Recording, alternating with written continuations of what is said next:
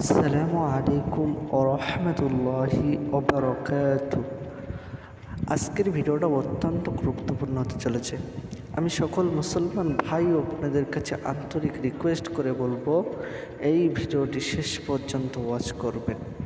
যে সকল ভাই এবং বোনেরা এই চ্যানেল নতুন আছেন, অবশ্যই চ্যানেলটিকে সাবস্ক্রাইব করবেন, লাইক কমেন্ট শেয়ার করতে ভুলবেন না।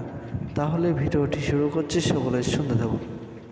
আজকের মূল আলোচনা করব, রোজা রেখে কখন দোয়া করলে আল্লাহর সাথে সাথে কবুল করেন, এটা নিয়ে আজকে আলোচনা করব। অনেক পাওয়ারফুল আমল আজকে আপনাদেরকে জানিয়ে দেবো।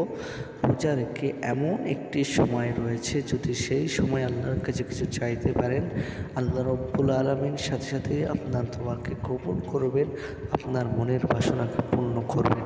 তাই আমি সকলকে রিকোয়েস্ট করব, ভিডিওটি কেউ স্কিপ করে যাবেন না, শেষ পর্যন্ত শুনবেন। এবং যে সকল ভাই এবং বোনেরা আপনারা ভিডিওটি প্লে করেছেন, আপনাদের কাছে রিকোয়েস্ট করব, হাত জোর করে রিকোয়েস্ট করব, ভিডিওটা কেউ স্কিপ করে যাবেন না, একদম শেষ পর্যন্ত শুনবেন, স্কিপ করে দেখবেন না এবং ভিডিওটা এড়িয়ে যাবেন না। আজকের ভিডিওটা অত্যন্ত গুরুত্বপূর্ণ হতে চলেছে। রোজা রেখে এমন একটি সময় রয়েছে, সেই সময় যদি আপনি দোয়া করতে পারেন, আল্লাহর কসম করে বলছি, আল্লাহ রব্বুল আলামিন আপনার দোয়াকে কবুল করবেন, ফিরিয়ে দেবেন না।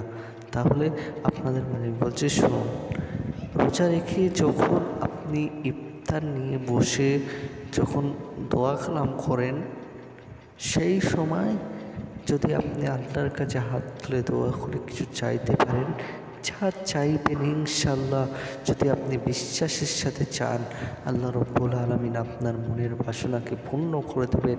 আমি একিনের সাথে বলছি, বিশ্বাসের সাথে বলছি, যদি আপনি আল্লাহর কাছে একান্তভাবে বিশ্বাসের সাথে চাইতে পারেন, তার সামনে রেখে যখন দোয়া করবেন আল্লাহর কাছে, আল্লাহ আপনার দোয়াকে ফিরিয়ে দেবেন না।